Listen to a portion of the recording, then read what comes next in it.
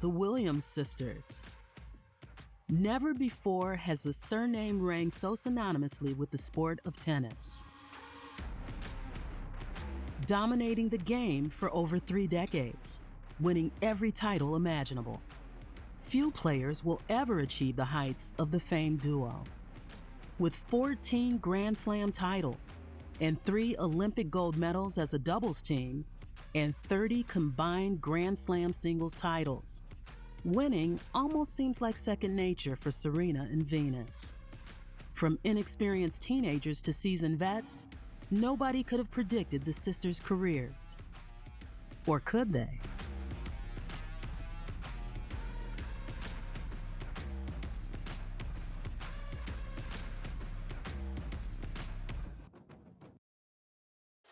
Welcome to viewers from British Eurosport. It's an amazing sound here. A crescendo of boos for Serena Williams. And there's Father Richard coming down. It's quite amazing. Joe Jury alongside me, Simon Reed. There's Venus. And the crowd, an American crowd, booing an American family. And you have to say that it does smack of a little bit of racism. Oh, wow, I'm just speechless. I've never heard this before, ever, and I've been on the circuit, or was on the circuit, for quite a long time.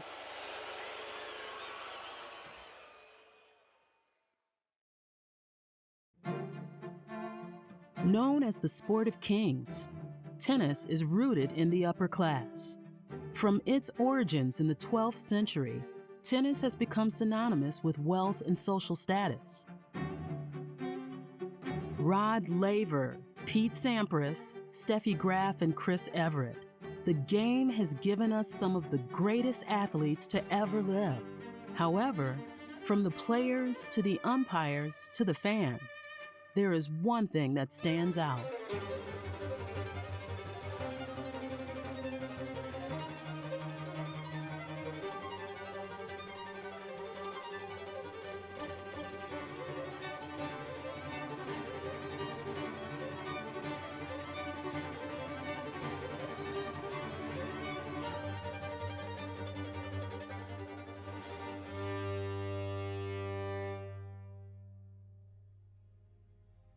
I think tennis is still perceived as a bit of a posh sport, a bit of a middle-class sport.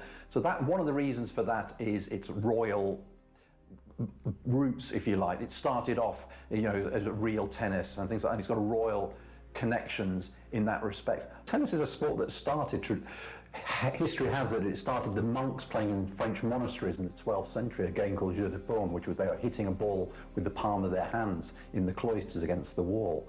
Now this developed in the 16th century when they started playing with rackets, and that's when the Royal Association started. Henry V and Henry VIII really loved the sport. There are perceived barriers to it, so it's perceived as a middle-class white sport. So there weren't many role models for the Williams sisters to go into. Also, it's an expensive sport, so it can be an expensive sport. You've got to hire courts, you've got to buy rackets, and then once you've started, you reach a level, junior events, you go round, you've got to travel around to play these different events all around the country and then internationally. So there are these barriers that prevented many people entering the sport before them. This is Hollywood, a fantasy land of glamour and beauty. Its stars are jewels in the golden setting of exquisite homes, monumental studios, and sparkling atmosphere.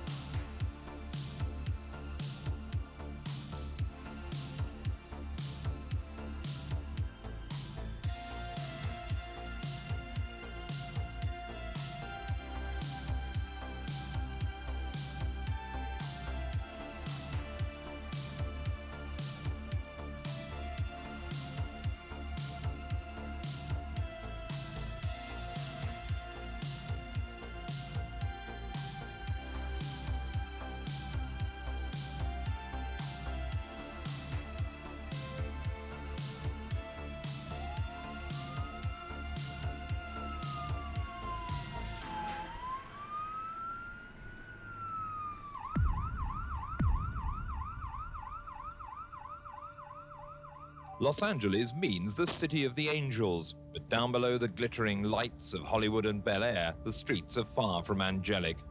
For just a few blocks from the Olympic sites and the tourist hotels, the glamour quickly gives way to the grubby world of gangland.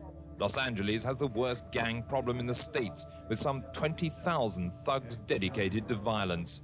I mean, going to jail back and forth, I mean, killing, and also watching brothers get killed. I mean, it can take a toll on your life. It can take a toll on your mind.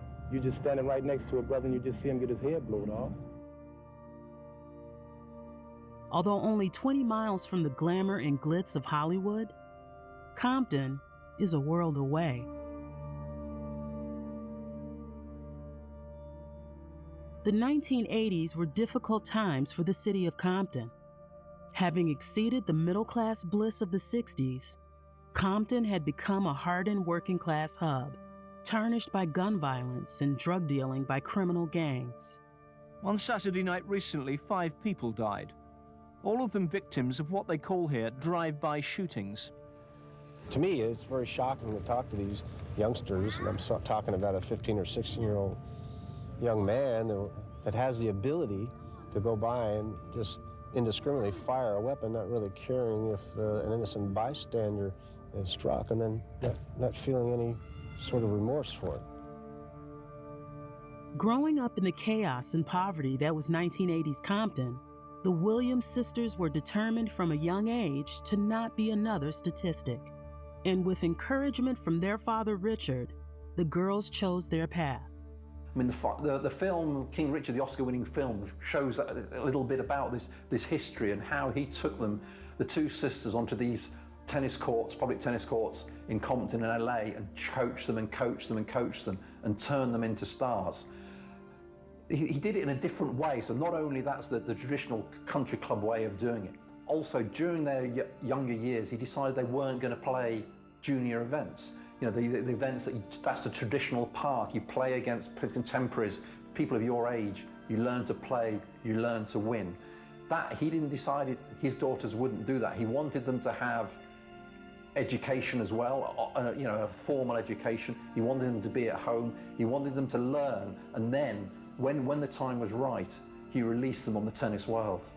I put that one so long ago, Serena. Me too. Here's a question I'm sure you've been asked more than once. Yes. What do you want to be when you grow up? Tennis player. I like to be a tennis player. If you were a tennis player, who would you want to be like? Well, I like other people to be like me. That's a good answer.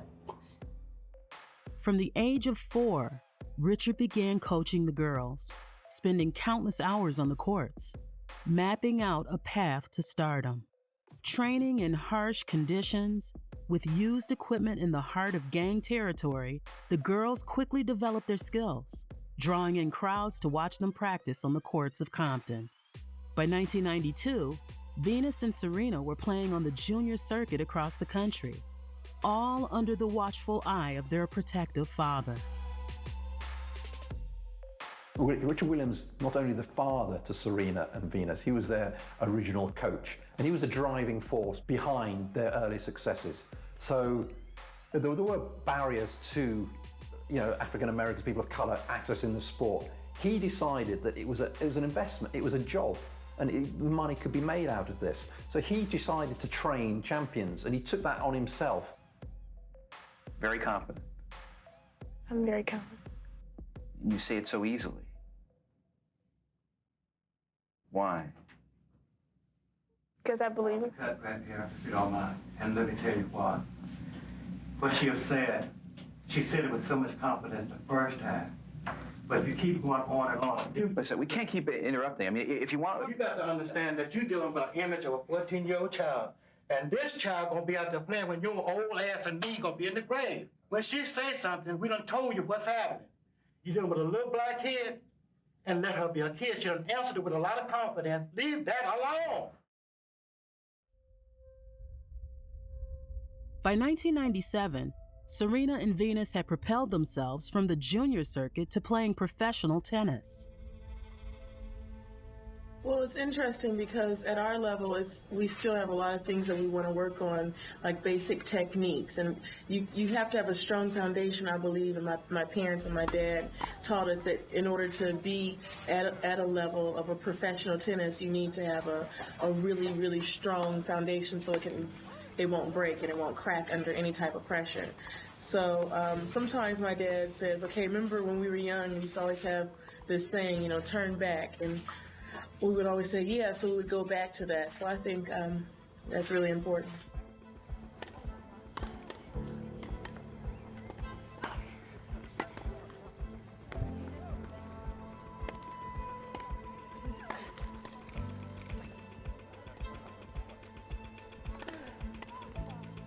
Making their mark early, Venus reached 5 quarterfinals, 1 semifinal, and 1 final at Grand Slam tournaments in her first 3 years.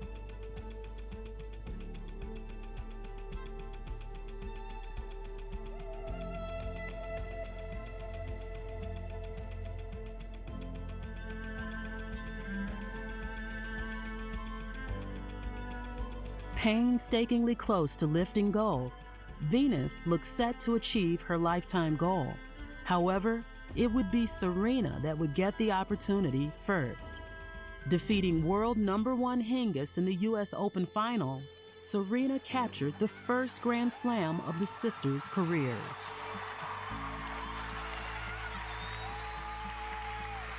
It is my great pleasure to present to you the 1999 US Open Women's Singles Trophy to Serena Williams. Ladies and gentlemen, the 1999 U.S. Open Wimbledon Singles Champion, Serena Williams.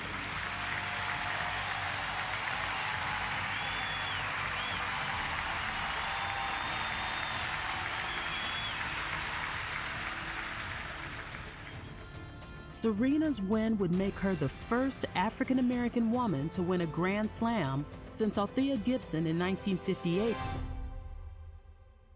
Making her first mark in history. Althea Gibson of New York became the first of her race to win the title at Wimbledon, England. And she won the U.S. Nationals, too.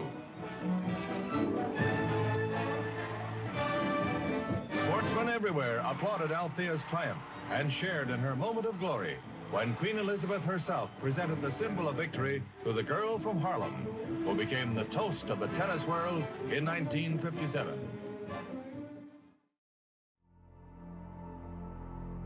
I think it was a motivation. I think it was a motivation because it wasn't, it was expected that, Venus was the elder one and she would achieve more and earlier. And the fact that Serena came through, and it was quite a shock for her to win the 1999 US Open to do that. So, I'm sure it was a motivation to her that if your little sister or little brother does something before you want to go out and do it as well. It's a family affair that's gripped the nation. One of the Williams sisters has to lose today, but which one? It's only happened twice before in Wimbledon history. It's the first time in the semi-finals of a modern Grand Slam event. The experts forecast a close match. Sometimes when you get two players that are too emotionally high, you can be too emotionally high and maybe just be a little tight. But I think once you get a couple of games out of the way, I think they'll settle into their games, and I think we're going to see some pretty good tennis. I think we're going to see an extremely aggressive tennis match. The big question tomorrow is how the umpire is going to address the two sisters. First names have been ruled out. The only solution appears to be the full Monty, Miss Venus Williams and Miss Serena Williams. Well, all the excitement over the sisters has rather overshadowed the men's quarterfinals this afternoon. I don't know, they just have a presence around that no one else seems to have. For once, though, it was a less than glamorous entrance for Serena and Venus, the brightest stars of the ladies' tournament. I'm feeling pretty good about today. I'm ready to go home. Which of these two remarkable women would you put your money on tomorrow? Well, I picked Venus to win the tournament at the beginning, so I got to stick with her now. I like her serve. I like the fact that she's a little more mature, a little more experienced, but Serena has been playing the better tennis, but she hasn't been playing anybody. Now, of course, these two are sisters. They're very close. They clearly love each other very much. Will they be able to be aggressive enough on court tomorrow against each other? Well, they do, but they say that when they're on the court, they're not related. Their previous 4 matches have not been very good to watch because there's a tremendous psychological block in there. You can't deny that. But I think as they play each time, they realize they're professional athletes. They're watching, the world is watching now. So how is this playing out in America? Has it gone Wimbledon crazy over there? Very much so. This is a bigger story in the United States than Agassi or Sampras. And if one of them wins the title, woo, well, no black person, no black American has won since Althea Gibson among the women in 1958.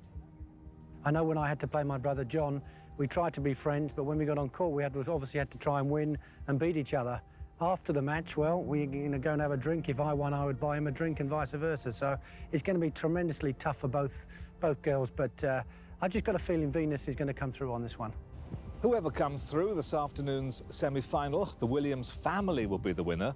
And of course, both Venus and Serena could yet appear in a final together in that ladies' doubles. I hope that they both could win, but I know that can't happen. To see where we come from out of the worst ghetto, to be here at one of the finest club in the world, it's just phenomenal. In other words, if I was writing a script for a movie, I would say it'll never happen. Oh, what can't you love about Wimbledon? The grass, I mean, wearing the white, playing one of the biggest Grand Slam in the world. It's the biggest stadium, and you just got to get up for it. On the 7th of July 2000, for the first time in the history of the Open era, 2 sisters would face off in a Grand Slam semifinal.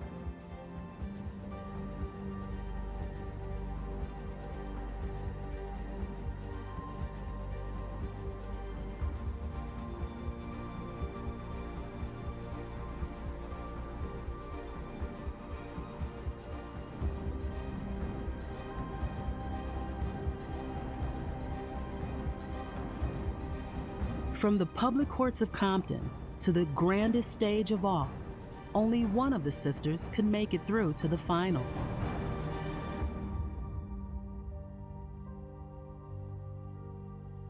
So Lindsay Davenport will be back on centre court on Saturday to defend her title against Venus Williams.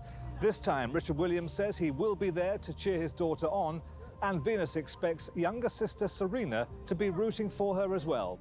I didn't cry, but I was pretty close to it. I sympathize with Serena because Serena hates to lose. And she got to learn that in this sport, you are going to lose sometime. It must be very difficult. I remember 2000 Wimbledon when they played in the semi-final. And to be honest, it was an awful match. You know, they both looked nervous. They both looked like they didn't want to beat each other.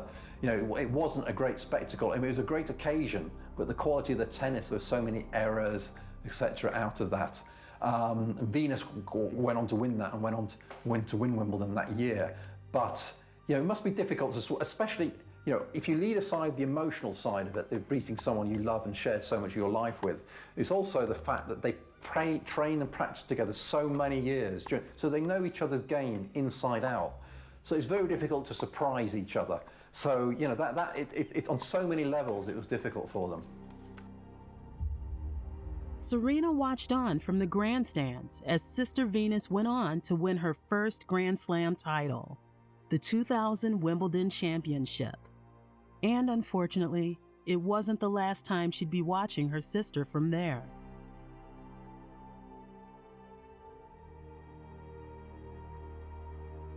On the 9th of September 2000, Venus won her second Grand Slam title, the US Open. 10 months later, she would go on to win her third Grand Slam title.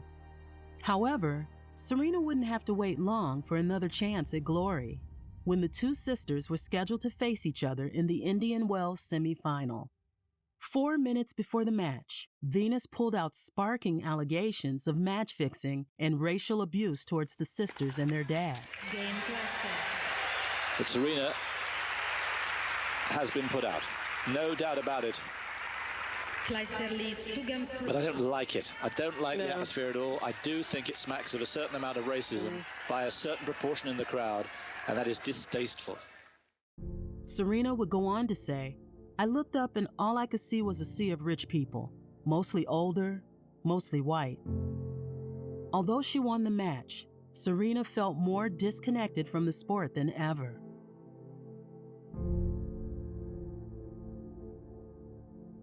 Richard would later state that, "I think Indian Wells disgraced America."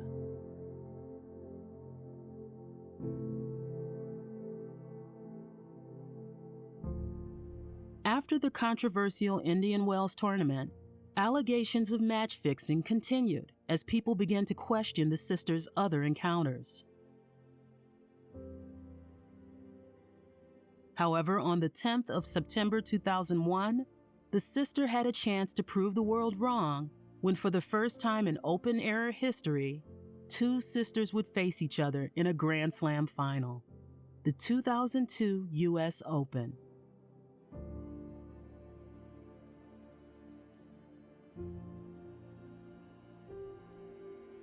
Losing out once again to her sister, Serena was determined to make her mark on the tennis world. Facing off against Venus yet again at the 2002 French Open, Serena pulled through to win her first Grand Slam final against her sister. And it wouldn't be the last. Meeting each other yet again at the 2002 Wimbledon final, Serena once again beat her sister in a tightly contested match. At the final Grand Slam of the year, the Australian Open, Serena and Venus met once again in the final. Winning the match, Serena now held 3 out of 4 possible Grand Slams and had the chance to do the unimaginable when she faced her sister once again at the 2003 Australian Open final. Serena prevailed in a tightly contested match, winning by tiebreak to claim 4 out of a possible 4 Grand Slam titles, dubbed the Serena Slam. So to hold all 4 Grand Slam titles simultaneously shows not only your mastery of all the 3 surfaces in the 4 Grand Slams, it also shows your consistency during this period. You know, it's so easy to have a bad day and an off day and someone else comes out and plays out of this world and beats you. She was able to do that for a consistent period. The night before, they'd been turning heads at the Wimbledon Champions Ball and were as pleased with their performance there as at the tournament itself. Serena also, I think Serena enjoys the limelight a little bit more. I think she's more at ease in press conferences. I think she enjoys that side of it slightly more. Where Venus is slightly more guarded, I don't think she enjoys sharing so much. Red carpets, charity events, and gala dinners all became the norm for tennis's newest stars. Some people suggest that you've got so many outside interests that tennis has become more of a hobby. How do you react to that? I think that basically you just have to listen to what Serena and I say. Any other person's suggestion would just be opinion. They became megastars. They became known outside the sport. What you're always looking for in tennis and all sports is, you know, we talk about a breakthrough trick. So most tennis fans will watch all tennis events, you know, come what may. Now the sports fans who have got a general interest in sport will watch, you know, the Grand Slams, the bigger events, as well as the tennis fan.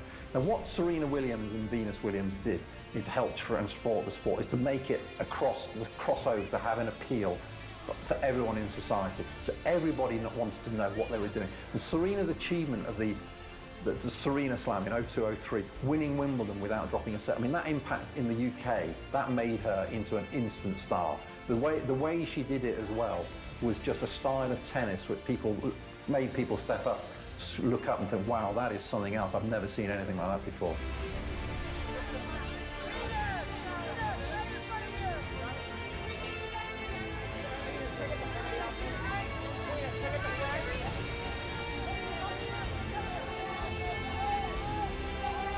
Having established themselves as 2 of the most dominant female tennis players in the world, Serena and Venus transformed the sport. Taking on major brand deals with Nike and Reebok, the sisters have become the biggest names in the world of tennis.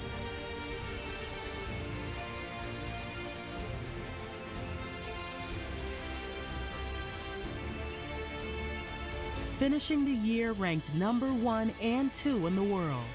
I think it reflects the consistency of your performances as well. So, I mean, the Grand Slam, you go down in history for winning Grand Slams, your name will always be there. But if you're a #1, get to become world #1, and certainly at the end of the year, to say you were the best player in that year, you need to perform, to get to world #1, you need to perform on all the surfaces. You can't just be a clay court specialist, you can't just be a grass court specialist, you've got to perform all around the world, all through the year. So that's why people value that honor. The sisters were now 2 of the biggest names in tennis. By the end of 2003, Serena had claimed 6 Grand Slam titles compared to Venus's 4, dominating the sport with an unstoppable serve like nothing the tennis world had seen before. I don't think anyone dispute she has the biggest serve in the history of the women's sport, and also, has dominated it during certain periods like no other player. So she has been, when she's been fit and mentally tuned in and able to, she is undoubtedly the best player in the world.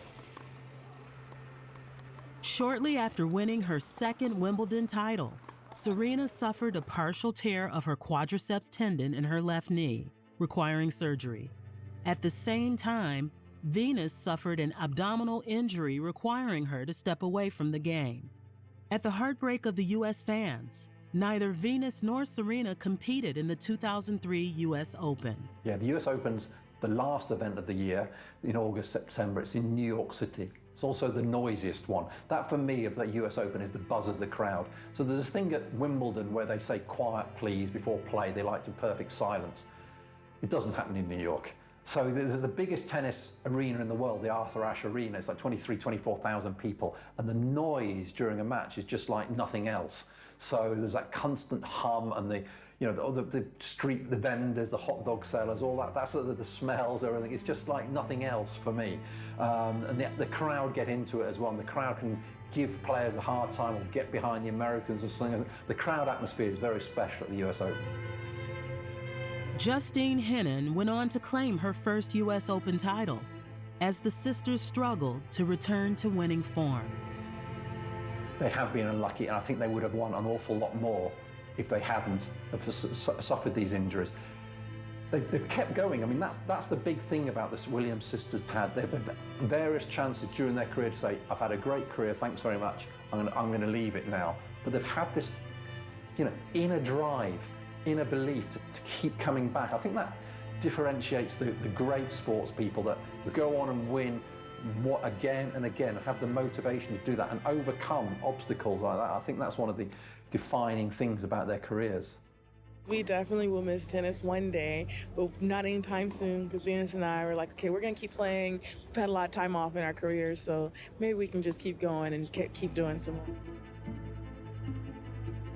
On the 14th of September 2003, the sisters were forced to deal with a different type of loss. The loss of their half-sister, Yatande Price. While Serena and Venus had been conquering the tennis world, Yatande had stayed in Compton, finding success as a nurse, opening her own business, and working as a part-time assistant to Venus and Serena.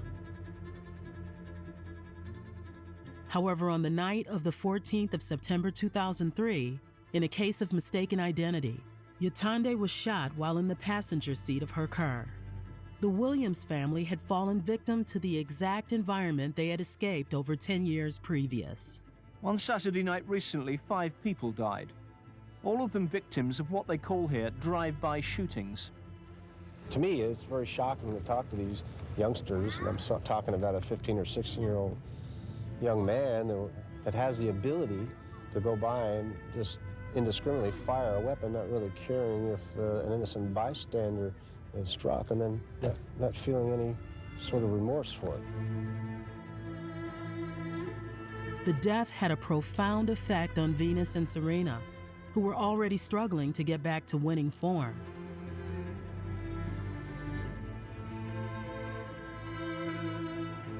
With Serena stating that she was a wonderful person. We're dealing with it however we can. Some days are better than others. And in 2016, the Williams sister opened a community center in Compton for victims of violence in their families called the Yetunde Price Resource Center. Yetunde's murder would have a prolonged effect throughout the sisters' careers, often acting as inspiration and motivation to succeed.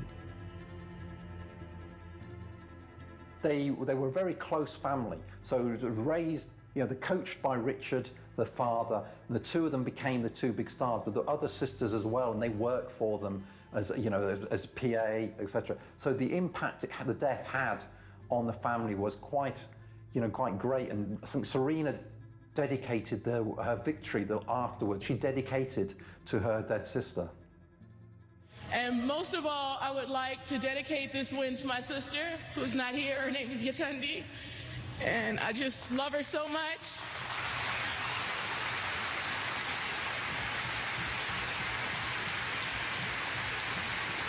I'll try not to get teary-eyed, but a couple days ago I said, if I win this, it's going to be for her, so thanks, Yetunde.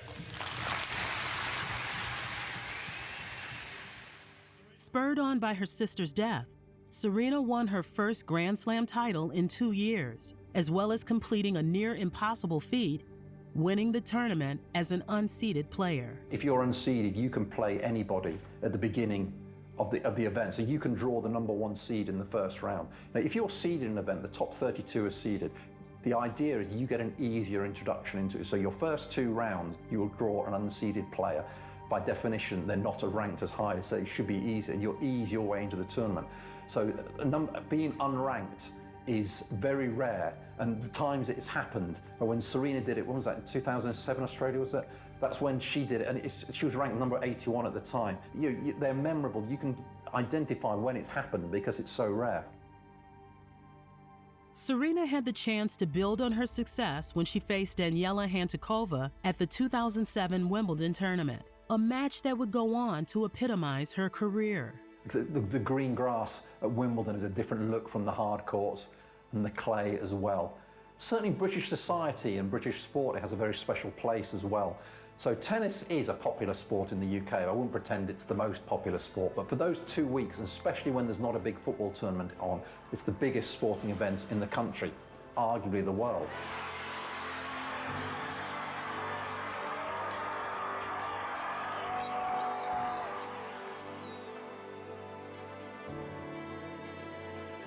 And it's also become, Wimbledon is a sexy sport. People want to go along and see it, and so the Royal Box is full of other sports stars, actors, film stars, etc. like that. People want to go to the tennis and want to be seen at the tennis.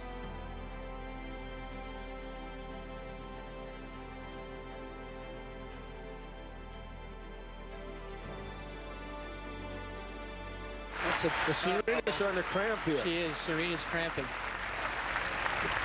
Left calf. 30-50. And that, we are, from our location, very close to that, and it's visual, very visible that her left calf was up in a ball.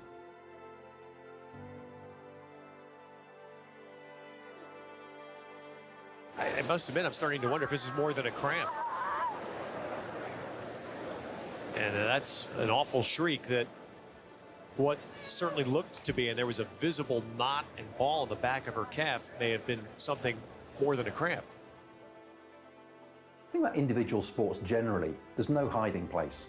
Now, the individual sports, if you are, it's down to you what you do. If you can play in a rugby team or a football team, you can have a bad day, you can play badly, and you can still win. Everyone else can carry you.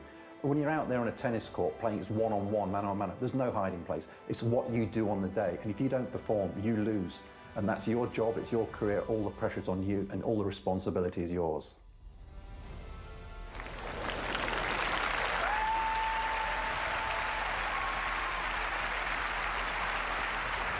I cannot imagine Serena Williams coming back from this. I mean, After a short rain break, an injured Serena returned back onto the court, bandaged and limping, determined to see the game through.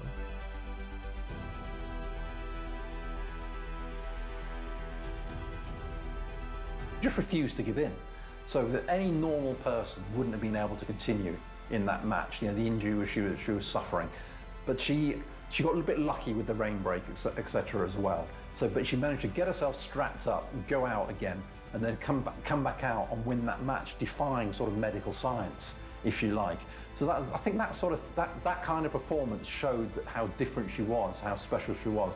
I mean, the extent of her injury was she lost in the next round, just basically she wasn't fit. So how she managed to get through that match against Andrikova, given the injuries, it is sheer adrenaline and sheer will to win.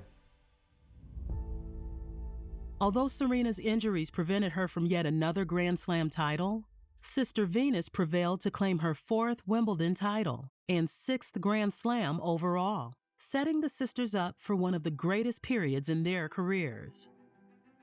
Between 2008 and 2010, Serena and Venus dominated world tennis.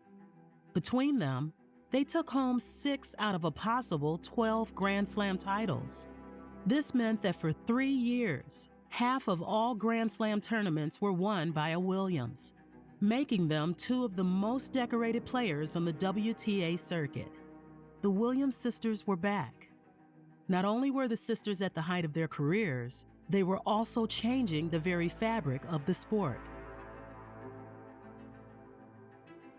I think that Serena Williams has dominated women's tennis ever since her first Grand Slam win at the 1999 US Open, along with her sister.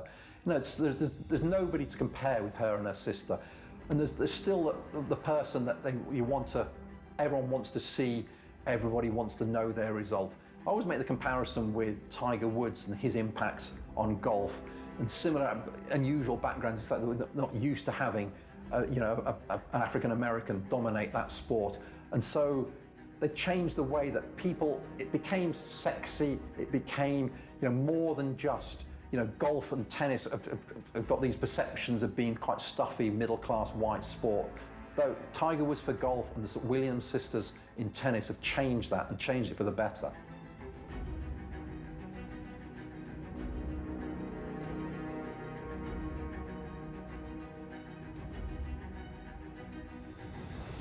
I would say, I mean, basically they're similar, and they've achieved, similar. Serena's taken it to a different level, though. Serena's always been a more explosive player and able to play at I think Serena's best play, what she's been able to achieve, has eclipsed Venus. I mean, it's strange to say that, Venus Williams, for all that amazing achievements she's achieved, she's not even the best tennis player in her family. By the end of 2010, Serena had begun to establish herself as the dominant sister with 13 Grand Slam titles under her belt, compared to Venus's 7.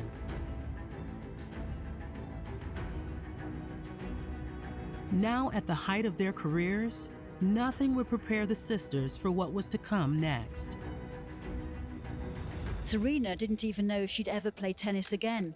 She severed a tendon in her foot stepping on a piece of broken glass in a restaurant celebrating last year's Wimbledon win, and then had emergency surgery to remove blood clots from her lungs just before heading out to an Oscars party. Yeah, I definitely dodged a bullet. I mean, literally. I definitely view tennis maybe a little different. I mean, I view okay, I just want to be healthy, and nothing can keep one healthy. No titles, no money, nothing. Well, Serena's career was known for its highs and also its lows, usually through injuries. So she had lots of injuries during the year. She also admitted suffering with depression after a knee injury early in her career. So it was always, she never knew what to expect. There was always a roller coaster ride through her career. Suffering from yet another injury, Serena was forced to miss the first half of the 2011 season. Absent from the Australian and French Opens, Serena saw her rankings plummet. By the first week in May 2011, Serena was ranked 175th in the world, her lowest ranking since 1997. Yeah, well, Venus, she was diagnosed with an autoimmune disease in 2011. So this had a huge impact on not just her career, but her life. So she had to adopt a vegan diet, control her calories, etc. She was fatigued, everything. So really, she had to evaluate, how she had to rebuild her game and sort of adapt her training and her calendar to do this. So, on various levels, it's really interesting. It just goes to show that even with a condition like this, you can still be a successful sportsman if you're careful and get the right sports science. It also showed her incredible drive to keep continuing to play, because it would have been very easy. You know, she'd already won, you know, countless Grand Slams. She'd already achieved anything, a career that most players, with the envy of most players. But she decided, no, I'm not going to stop here. I'm going to keep going. I'm going to learn how to cope with this. I'm going to adapt to it. I'm going to come back again. With both Serena and Venus absent from the game, questions were beginning to be asked about the state of women's tennis. Just in case it escaped your notice, every single one of the women's quarterfinalists at Wimbledon this year were European, most of them Eastern European. And with the Williams sisters gone as well, what does it say about the state of women's tennis? But is it similar on the men's side? There was always a new generation of players threatening to come through to replace them. To, you know, the constant talking point during the 2010s was, when's the changing of the guard going to happen? When are these new guys going to come through and start dominating the sport like the old guard have done? As young new talent began to break through, Serena was determined to prove she was still the greatest player in world tennis. Now, 2015 was one of the highs again when she established herself as the best player in the world. So this, the longevity of Williams' career is shown that she first completed the Serena Slam, which is holding all 4 Grand Slam singles titles simultaneously, 2002, 2003. She won Wimbledon for the first time, was the dominant force. She did it again, 14 years later. 2014, 2015, she did it again.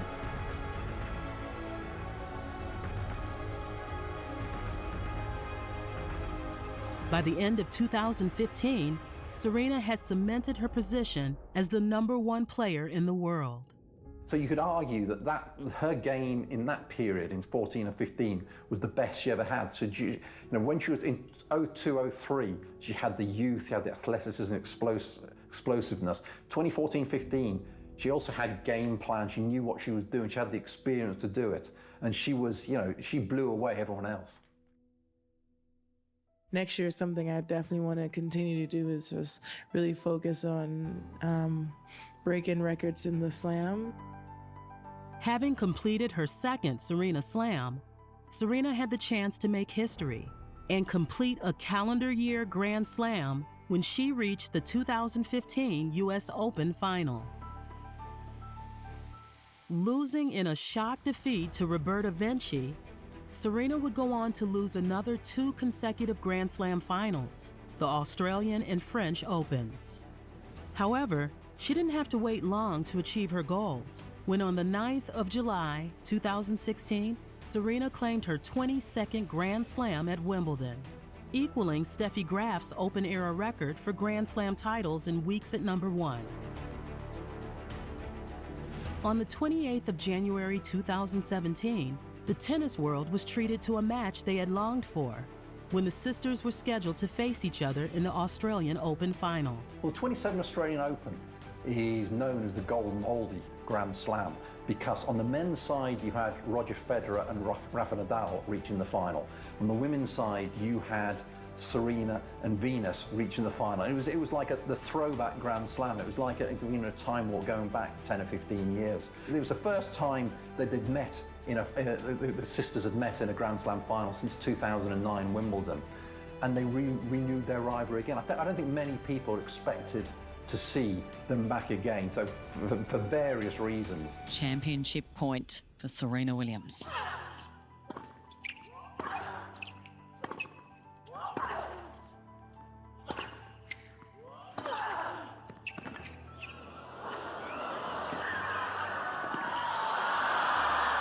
And Serena smashes Steffi's record. It's number 23, an iconic number. And like Michael Jordan, she's in rare air. The sisters embrace. They share a moment. What a special moment. A moment we might not see again in history. Having won the Australian Open final, Serena was now the most successful female tennis player in Open-era history.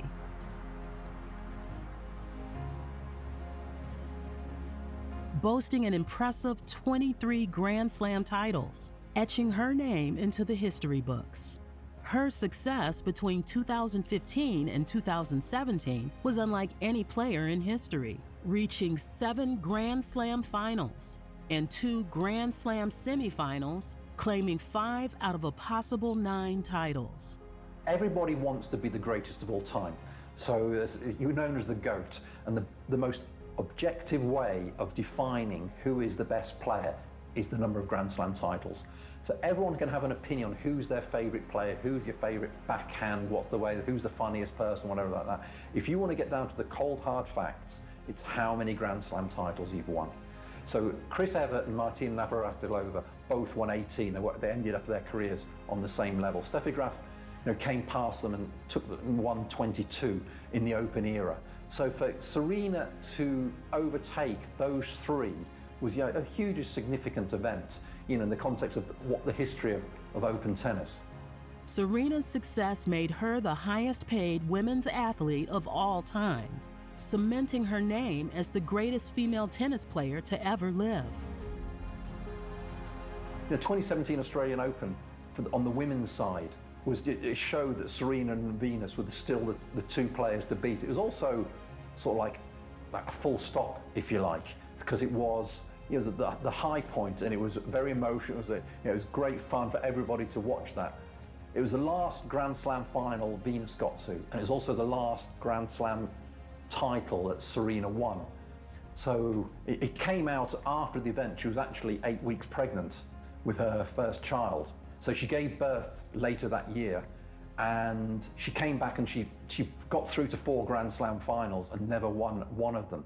So the 2017 Australian Open final, on the tournament generally, is just remarkable. Having given birth shortly after the 2017 Australian Open, Serena took time away from the game, returning 8 months later, after a number of pregnancy-related health issues. Serena, so good to see you back here. Can you explain how hard it's been to get back in shape after having Alexis, what it's like to have her here as well? It's amazing. It was definitely hard, but it's also so fulfilling, and it's like just goals after goals after goals, and just amazing. I just feel like life is just better now. Even though I've had so much success in my life, I just feel like it's just better now. Having made her way back to professional tennis, the tennis world would be given one of the most heartwarming matches in the history of the sport, when on the 13th of March, 2018, the sisters would return to the infamous Indian Wells to face each other after 17 years.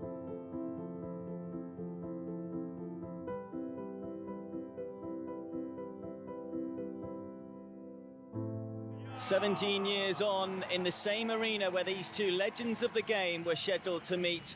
Tonight they come together again. This time it is safe to say the atmosphere is one of love, joy and positivity for 2 sisters who have transcended a sport, Venus and Serena Williams." Their return to Indian Wells reflected the admiration they had built up over the course of their careers. The 2 young teens who were once booed out of the arena were now welcomed with standing ovations and applause. Venus and Serena Williams are 2 American tennis players who have changed the face of tennis during their career.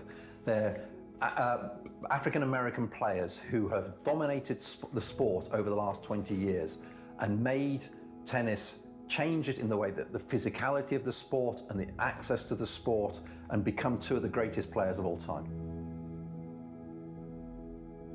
With careers spanning over 3 decades, winning a combined 30 Grand Slam titles, it's hard to say if any players will ever come close to the success and longevity of the Williams sisters.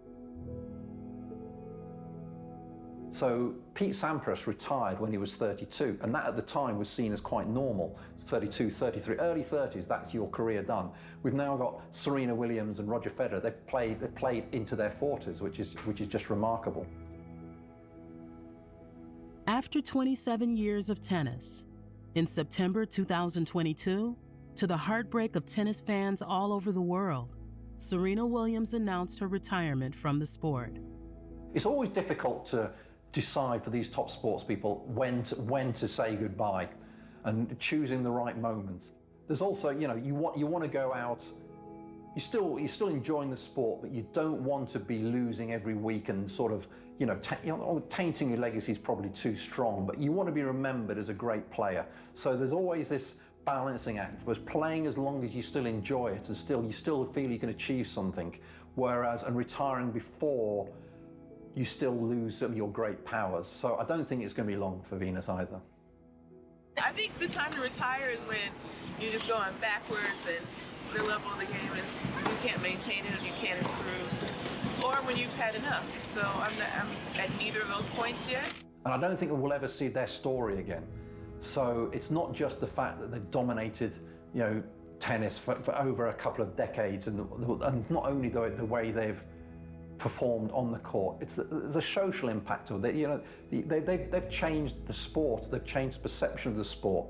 They have become role models for the African American community, people of color in the United States and around the world. And they've also developed and used their platform to speak on political issues. And now Serena, has got an investment company. She invests in different companies. She's one of the investors in the LA women's football team. She wants to empower other women in the future. So I think they've had an impact beyond tennis in society in a positive way. As the sisters' careers come to an end, the legacy left behind is undoubted. Two icons in the world of tennis, an unrivaled story which we are unlikely to ever see again.